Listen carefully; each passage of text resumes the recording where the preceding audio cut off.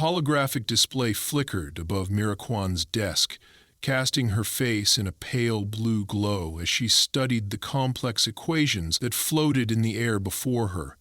Her brow furrowed in concentration, she manipulated the three-dimensional models with practiced flicks of her fingers, rearranging variables and constants until the solution revealed itself, like a constellation emerging from the darkness of space. It was nearly midnight at the Galactic Academy of Sciences, and the pristine white halls of the dormitory section were silent, save for the soft hum of the environmental systems.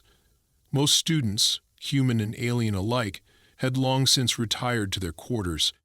But Mira had always found clarity in the quiet hours, when the rest of the world slept. She was in her final year at the Academy, the most prestigious educational institution in the known universe, and one of only 17 humans ever admitted. The Academy had opened its doors to Earth just 8 years ago, after humanity had finally achieved faster-than-light travel and joined the Galactic Confederation. As the newest and most technologically primitive species in the Confederation, humans were still proving their worth among the stars. A soft chime from her communicator interrupted her concentration. Mira swiped away the equations with an irritated gesture and tapped the device on her wrist. "Mira, it's Kel. You need to see this." The voice of her Arcturian roommate sounded unusually urgent. "It's midnight, Kel. Whatever it is. Trust me, you want to see this. Main Commons." Now, the connection ended abruptly. Mira sighed and pushed back from her desk. Keltoran was dramatic by nature. All Arcturians were, with their iridescent skin that changed color with their emotions and their flair for the theatrical. But there was something in his voice that gave her pause. She slipped on her academy uniform jacket and headed for the door. The main commons was a vast circular chamber at the heart of the dormitory complex, with a domed ceiling that displayed a real-time view of the stars above the academy's planet. During the day, it bustled with activity as students from 100 different worlds mingled, studied, and debated. Now, Mira expected it to be deserted. It wasn't. At least 30 students were gathered around the central holoprojector, their faces bathed in its harsh light. Kel stood at the edge of the group, his skin pulsing an anxious yellow. When he spotted Mira, he hurried over. "They've announced the Galactic Championship," he whispered, his translucent membranes fluttering with excitement. "And you're not going to believe the challenge domain." The Galactic Championship was the Academy's most prestigious competition, held once every 5 years. Each time, the domain, the field of science or mathematics that would be tested, was different, and kept secret until the announcement. Students had been speculating for months about what it might be. Mira pushed her way through the crowd until she could see the hollow projection. The stern face of Chancellor Vox, the Syrian administrator of the Academy, floated above them all. His elongated features and metallic scales gleamed in the light as he spoke. "And so it is with great anticipation that we announce the domain for the 312th Galactic Championship." The Chancellor paused, his 4 eyes blinking in sequence. "The domain will be theoretical quantum mechanics, with a specific focus on the application of n-dimensional wave functions to trans-universal barrier penetration." A murmur swept through the gathered students. Quantum mechanics was considered one of the most challenging fields in the galaxy, requiring not only mathematical brilliance, but also a kind of intuitive understanding that few possessed. It was also, Mira realized with a jolt, her specialty. "The preliminary trials will begin in 1 standard week," the Chancellor continued. "All final-year students are eligible to compete. The winner of the championship will be granted immediate induction into the Confederation's Advanced Research Division and awarded the prestigious Nova Medallion." The recording ended and the projection disappeared. Immediately, the Commons erupted in excited conversation.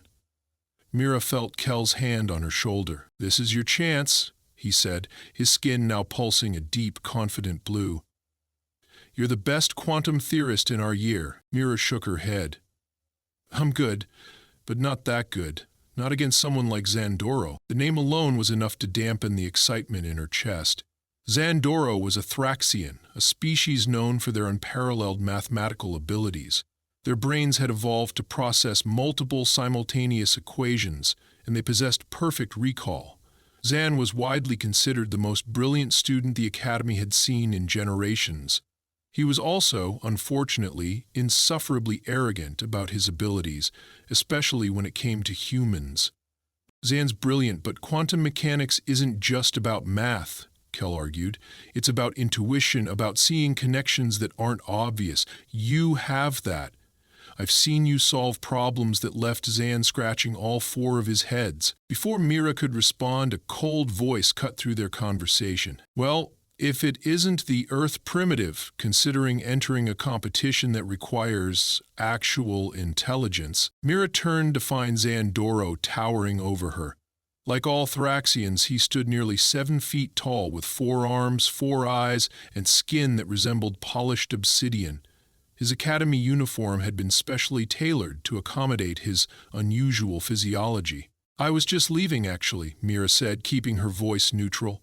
She had learned early on at the academy that showing emotion around certain species was interpreted as weakness. A wise decision, Zan said. His upper pair of arms crossed over his chest while his lower pair gestured dismissively. Your species barely understands the principles of quantum entanglement.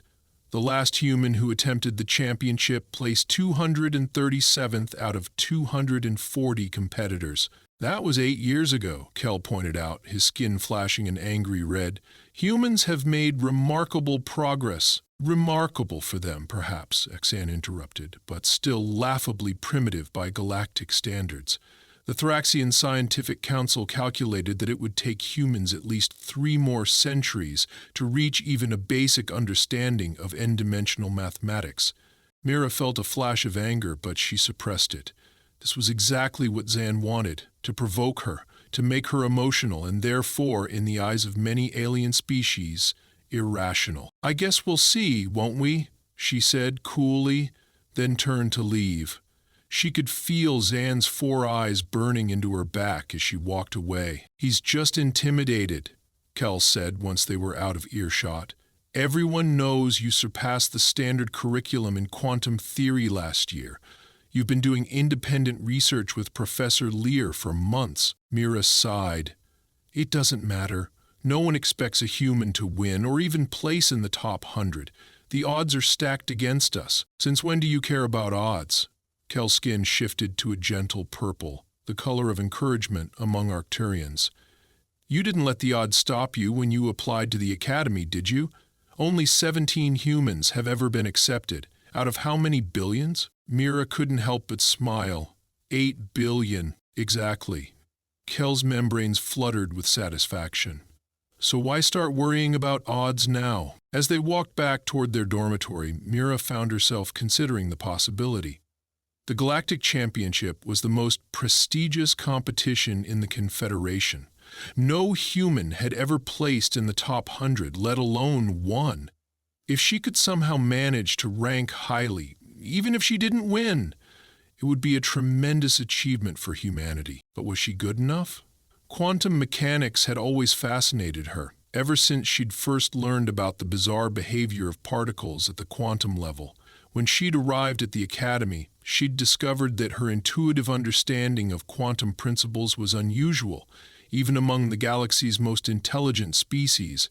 Professor Lear, the Academy's foremost expert on quantum theory, had taken her under his wing, allowing her to assist with his research on n-dimensional wave functions. By the time they reached their dormitory, Mira had made her decision. I'll do it, she said, stopping outside their door. I'll enter the championship. Kell's skin flashed a brilliant rainbow of colors, the Arcturian expression of joy. That's the spirit, and who knows, maybe you'll surprise everyone, including myself, Mira murmured. Later, alone in her room, Mira called up her research notes on her personal terminal. The screen filled with equations, diagrams, and theoretical models that she had been working on with Professor Lear. Their research focused on a particularly challenging aspect of quantum mechanics, the behavior of particles in n-dimensional space, where n exceeded the usual 3 dimensions of normal space plus time. Mira had always had an unusual intuition for this kind of abstract mathematics. Where others saw only complicated equations, she perceived patterns, connections, almost like music or art. It was something she couldn't easily explain to others, even to Professor Lear. As she scrolled through her notes, a notification appeared on her screen. It was a message from Chancellor Vox, sent to all eligible students. The preliminary trials for the Galactic Championship will test your understanding of fundamental quantum principles, the message read. The top 50 students will advance to the championship itself, which will require original research and a practical demonstration of a working quantum application based on the principles of n-dimensional wave functions. Mira's heart raced. Original research was one thing, but a practical demonstration? That was unexpected. Most academic competitions at the Academy were purely theoretical.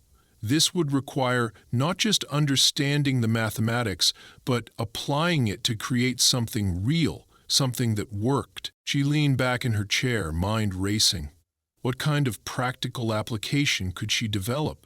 The field was so theoretical that practical applications were rare and usually limited to highly specialized situations. A memory surfaced, something Professor Lear had mentioned during one of their research sessions.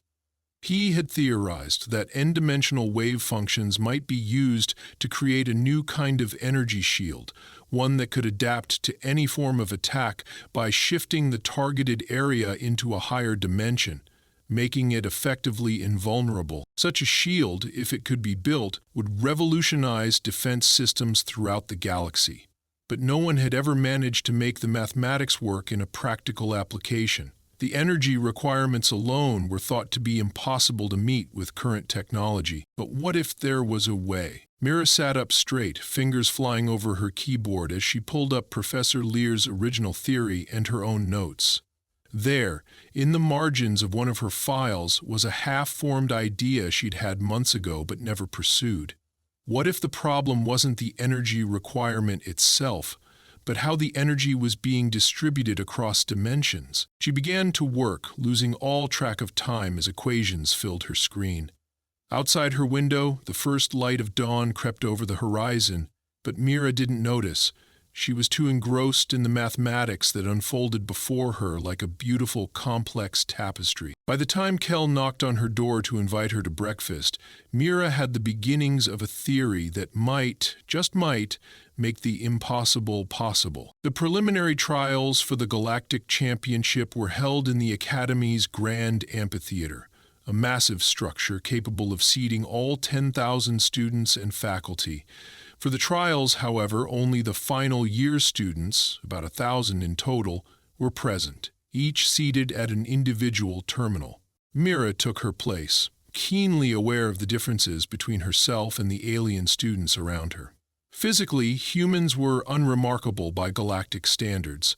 No extra limbs, no extraordinary sensory abilities, no natural advantages when it came to intelligence or computation. What humans did have, as Professor Lear had once told her, was an unusual capacity for intuitive leaps and creative thinking, abilities that were sometimes undervalued in the highly structured academic environment of the Academy. Chancellor Vox stood on the central platform, his metallic scales catching the light as he addressed the assembled students. The preliminary trial will test your understanding of quantum principles through a series of increasingly difficult problems, he announced. You will have 4 standard hours to complete the trial. The top 50 students will advance to the championship. Begin now. The terminals activated simultaneously, and Mira found herself facing the first problem. It was relatively straightforward, a basic question about quantum entanglement. She solved it quickly and moved on. The problems grew progressively more challenging. By the 3rd hour, Mira was tackling complex theoretical scenarios involving quantum particles in 6-dimensional space. Her fingers flew over the terminal's interface as she manipulated mathematical models and ran simulations. She was in her element, every problem a puzzle that she systematically dismantled and solved. Occasionally she glanced around the amphitheater. Many students had already given up, their terminals dark. Others were clearly struggling, their frustration evident in their postures or expressions, or, in the case of the more exotic species, in the color of their skin or the position of their appendages. Zandoro, however, looked completely at ease. His forearms moved independently, inputting solutions at a speed that would be impossible for a human. When he caught Mira looking at him, he smirked, his obsidian face reflecting the light from his terminal. Mira returned her attention to her own work, refusing to be intimidated. She had just reached the final problem when a soft chime indicated that only 30 minutes remained.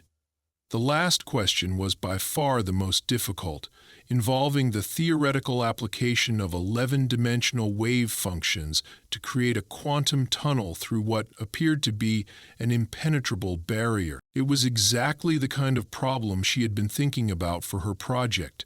Excitement surged through her as she began to work out the solution, applying the insights she had gained during her long night of research. With just 5 minutes to spare, Mira submitted her final answer. She sat back, exhausted but satisfied with her performance.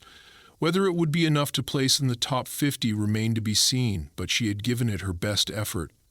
As the students filed out of the amphitheater, Kel found her in the crowd, his skin pulsing a questioning blue. "How did it go?" he asked, his translucent membranes fluttering anxiously. "I think I did well," Mira replied, trying to keep her expectations realistic. But it was challenging. The final problem was nearly impossible, a familiar voice interrupted. Professor Lear, a tall, willowy being with crystalline features that refracted light in mesmerizing patterns, had appeared beside them. His species, the Lumidians, were renowned for their contributions to quantum theory, but not for you, I suspect. Your approach to n-dimensional mathematics has always been unconventional. Mira felt a flush of pleasure at the compliment. "Thank you, Professor. I applied some of the principles from our research." "Excellent." Professor Lear's crystalline features shifted in what Mira had learned to recognize as a smile. "The results will be announced tomorrow. In the meantime, I would be interested to hear your thoughts on a practical application for the championship should you advance." "Actually, I've been thinking about your theory on n-dimensional shields," Mira said, lowering her voice. "I had an idea about redistributing energy across dimensions that might make it feasible." Professor Lear's features shimmered with interest. "Indeed, that would be most remarkable. Come to my laboratory later and we'll discuss it." As Professor Lear departed, Zandoro approached, surrounded by a group of his Thraxian peers. His 4 eyes fixed on Mira with undisguised contempt. "I overheard your conversation," he said, his voice carrying the distinctive harmonic overtones of his species. "A practical application of n-dimensional shields? How amusing. Your species can barely manage 3-dimensional mathematics, let alone the complexities of n-dimensional energy distribution." Mira met his gaze steadily. "We'll see, won't we?" "Indeed we will." Zan's upper set of arms made a dismissive gesture. "When the results are announced tomorrow, I predict you will not even place in the top 100, let alone the top 50. The final problem alone would be beyond the comprehension of any human." "You're awfully confident for someone who hasn't seen my solution," Mira replied coolly. Zan's obsidian features hardened. "I don't need to see it to know its inadequacy. Your species joined the Confederation a mere 8 years ago. Mine has been exploring the principles of quantum mechanics for 10,000 years. The disparity in our understanding is astronomical." With that, he turned and strode away, his Thraxian colleagues following in his wake. "I really hope you make it to the championship," Kel said, his skin now a deep, determined green. "Just to see the look on all 4 of his faces when you prove him wrong." Mira smiled, but inside, doubt gnawed at her. Zan was right about one thing. Humans were newcomers to the galactic stage, and their understanding of quantum theory was still in its infancy compared to species like the Thraxians. Was she being overconfident in thinking she could compete at this level? Later that evening, in Professor Lear's laboratory, Mira pushed those doubts aside as she explained her idea for a practical application of n-dimensional shields. The problem isn't the energy requirement itself, she said, manipulating a holographic model that hovered between them. It's how we're trying to distribute that energy. Previous attempts have tried to spread it evenly across all dimensions, but what if we instead create a cascade effect? Professor Lear's crystalline features refracted light in complex patterns as he considered her proposal. A cascade, yes, I see. The energy begins in our 3 dimensions and then, when an attack is detected, cascades into higher dimensions, creating a temporary shift that moves the targeted area out of the path of the attack. Exactly, Mira said, excitement building as she elaborated.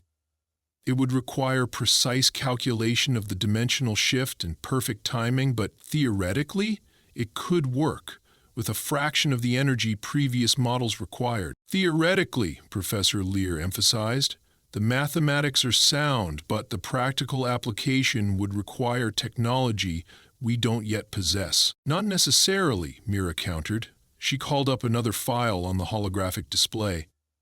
I've been studying the principles behind the Academy's own dimensional stabilizers. With some modifications, they might serve as a foundation for a prototype. Professor Lear studied the schematics she had drawn up, his crystalline features shimmering with growing interest. This is innovative. Unconventional, but potentially viable. He turned his faceted gaze to Mira. If you advance to the championship, you would have access to the advanced laboratories and the resources to attempt this. But the competition will be fierce. The Thraxians alone will have at least 5 students in the top 50, including Zan Doro, Mira said grimly. Indeed. Zen is exceptional, even by Thraxian standards. His mathematical abilities are unparalleled. Professor Lear's features shifted in what Mira recognized as a sigh. But mathematics alone is not enough for true innovation. Sometimes what is required is a perspective that sees beyond the equations to the possibilities they represent. Mira left the laboratory feeling both encouraged and daunted. Professor Lear believed her theory had merit, but translating that theory into a working prototype in the time allowed for the championship would be an enormous challenge. And first, she still had to place in the top 50 in the preliminary trials. That night, sleep eluded her. She lay in her bed, staring at the ceiling, where she had programmed a simulation of quantum particles to dance in mesmerizing patterns. The particles shifted and swirled, following the mathematical principle she had input, occasionally forming brief, beautiful symmetries, before dissolving back into apparent chaos. Like those particles, her thoughts refused to settle. She kept returning to Zahn's words, to the 10,000 years of quantum knowledge his species possessed compared to humanity's brief decades of understanding. Was she fooling herself in thinking she could compete at this level? But then she remembered something her father, a physicist on Earth, had told her before she left for the academy. The universe doesn't care how long you've been studying it. It only cares if you're asking the right questions. Mira had always had a knack for asking the right questions, for seeing connections that others missed. It was what had gotten her into the academy in the first place, one of only 17 humans ever admitted. With that thought, she finally drifted off to sleep, the quantum particles above her bed gradually fading as her program reached its end. The next morning, the entire academy was abuzz with anticipation. The results of the preliminary trials would be announced at midday, and students gathered in the main commons, speculating about who would advance to the championship. Mira sat with Kel at their usual table, picking at her breakfast without much appetite. Across the commons, Zandoro held court among his Thraxian peers, his forearms gesticulating as he spoke, obviously confident of his success. "He's already celebrating," Kel noted, his skin rippling with disapproval. "The results haven't even been announced yet." "He has reason to be confident," Mira admitted reluctantly. "The Thraxians have dominated the quantum fields for millennia." "So? There's always a first time for everything." Kel's skin shifted to an encouraging purple. Besides, I've been asking around. Word is that you did better than anyone expected on the final problem." Before Mira could respond, a hush fell over the Commons as Chancellor Vox entered, accompanied by several members of the Academy faculty, including Professor Lear. The Chancellor took a position near the central holoprojector, his metallic scales gleaming under the lights. "The results of the preliminary trials have been tabulated," he announced, his voice carrying easily through the silent room. "The following students have placed in the top 50 and will advance to the Galactic Championship." A holographic list appeared above the projector, displaying names in order of their preliminary ranking. Mira held her breath as she scanned the list, starting from the bottom. She found her name, and for a moment she was certain she was seeing things. She blinked, then looked again. Mira Kwan, Earth, rank 2, second place. She had placed second in the preliminary trials, behind only Zandoro. The Commons erupted in astonished murmurs. Kel's skin flashed a brilliant, joyous rainbow, and he gripped her arm so tightly she winced. "Second place," he hissed. "You placed second?" Across the room, Zandoro was staring at the list in disbelief. All four of his eyes widened in shock. When he noticed Mira looking at him, his obsidian features hardened into a mask of cold fury. Chancellor Vox raised a hand for silence. "The 50 students who have advanced will receive detailed information about the championship requirements. You have 4 weeks to develop and demonstrate a practical application of n-dimensional wave functions. Good luck to all of you." As the Chancellor and faculty departed, students swarmed around Mira, bombarding her with questions and congratulations. Many seemed genuinely amazed that a human had performed so well, especially in a field as complex as quantum mechanics. Professor Lear made his way through the crowd to Mira's side, his crystalline features shimmering with what she recognized as pride. "Well done," he said simply. "Your solution to the final problem was elegant. Most students attempted to brute force the mathematics.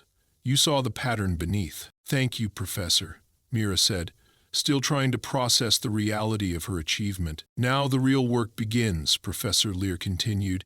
"You'll have access to Laboratory 7 for your project. It has been equipped with everything you might need for your prototype." Before Mira could respond, the crowd parted as Zandoro approached, his tall figure imposing as he towered over most of the other students. His 4 eyes fixed on Mira with an intensity that made her skin prickle. "Congratulations," he said, the words sounding like a challenge rather than praise. "Your performance was unexpected." "Thank you," Mira replied neutrally. "Do not mistake this preliminary success for a meaningful achievement," Zan continued, his upper arms crossed while his lower ones hung at his sides, fists clenched. "The championship itself will require more than solving theoretical problems. It will demand practical innovation that your species simply isn't capable of." Professor Lear's crystalline features shimmered with disapproval. "That remains to be seen, Student Doro. Innovation often comes from unexpected quarters." Zan inclined his head respectfully to the professor, but his expression remained cold. "With all due respect, Professor, there are realities that sentiment cannot overcome. The human's second-place ranking is an anomaly, nothing more." With that, he turned and strode away, his Thraxian colleagues falling in behind him like a royal entourage. "Well," Kel said, his skin now a determined green, "I think you just made an enemy for life." "He was already an enemy," Mira pointed out. "Now he's just a worried enemy." Professor Lear's features refracted light in what Mira had learned was the Lumidian equivalent of laughter. "Indeed, and worry is a powerful motivator, both for good and ill. Be cautious, Student Kwan. The path to the championship will not be without obstacles." Over the next few days, Mira threw herself into her work on the n-dimensional shield prototype. Laboratory 7 was a spacious facility equipped with the latest technology, including a dimensional stabilizer, a device that maintained the integrity of 3-dimensional space within the laboratory while allowing for controlled experiments with higher dimensions. Mira's theory relied on modifying this stabilizer to create a cascade effect, where energy would flow from our 3 dimensions into higher ones, creating a temporary shift that would move a targeted object or area out of harm's way.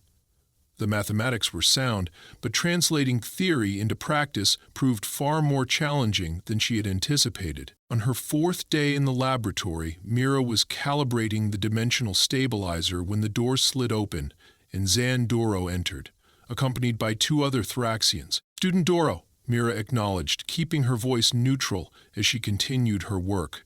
"This is a restricted area during championship preparation. I am well aware of the rules," Zan replied, his four eyes surveying the laboratory with obvious interest. "I merely wish to satisfy my curiosity about your project." "Then consider it satisfied," Mira said firmly. "I'm busy." Zan moved closer, examining the dimensional stabilizer and the modifications Mira had been making. His upper pair of eyes narrowed while his lower pair widened, an expression of surprise among Thraxians. "You're attempting to create an n-dimensional shield," he observed, "based on Professor Lear's theoretical model, but with some kind of cascade mechanism?" Mira said nothing, but her silence was confirmation enough. "Interesting," Zan continued. "Ambitious, but ultimately futile. The energy requirements alone would make such a shield impractical, even if you could solve the dimensional transition equations, which I doubt. Is there something specific you wanted?" Mira asked, her patience wearing thin. "Or did you just come to discourage me?" Zan's obsidian features shifted into what might have been a smile. "Consider it professional courtesy. I would hate to see you waste the next 4 weeks on an impossible project when you could be working on something more appropriate to your species' capabilities." One of the other Thraxians spoke up, his voice carrying the same harmonic overtones as Zan's. "Perhaps she could develop a three-dimensional model of a quantum particle. I believe humans find such visual aids helpful in understanding concepts beyond their natural comprehension." The Thraxians chittered among themselves, a sound that Mira recognized as laughter. She felt her face grow hot, but maintained her composure. "If there's nothing else, I need to continue my work," she said, turning her back on them to adjust a delicate component of the stabilizer. "By all means," Zan said smoothly. "We've seen what we came to see." As the Thraxians left, Mira couldn't shake the feeling that their visit had been more than simple curiosity or petty intimidation. Zan had seemed genuinely interested in her approach to the n-dimensional shield. The answer came to her that evening as she reviewed her notes. Her cascade theory addressed the energy problem that had plagued all previous attempts at n-dimensional shielding. If she was right, and the mathematics suggested she was, her approach could make what was thought to be impossible not just possible, but practical. Zan wasn't trying to discourage her, he was assessing a potential threat to his own project. The realization gave Mira a boost of confidence. If Zan Doro, the most brilliant student at the academy, considered her work worthy of investigation, then perhaps she was on the right track after all. The next morning, Mira arrived at Laboratory 7 to find Professor Lear waiting for her, his crystalline features shimmering with concern. "There was an unauthorized access to the laboratory systems last night," he informed her. "Someone attempted to view your research files." Mira's heart sank. "Were they successful?" "Partially," Professor Lear admitted. "They accessed your preliminary calculations for the cascade mechanism, but not the complete theory or your schematics for the prototype." "Zan Doro," Mira said, the name leaving a bitter taste in her mouth. "It has to be him. He was here yesterday, asking about my project." Professor Lear's features shifted in a pattern that indicated neither agreement nor disagreement. "Accusations without proof are unwise, Student Quan. But perhaps it would be prudent to implement additional security measures for your research." Mira spent the next hour setting up encrypted backups of all her work and restricting access to the laboratory systems. She couldn't prove Zan was behind the intrusion, but the timing was suspicious, to say the least. Despite the setback, Mira made significant progress over the next week. Her modifications to the dimensional stabilizer were taking shape, and preliminary tests showed promising results.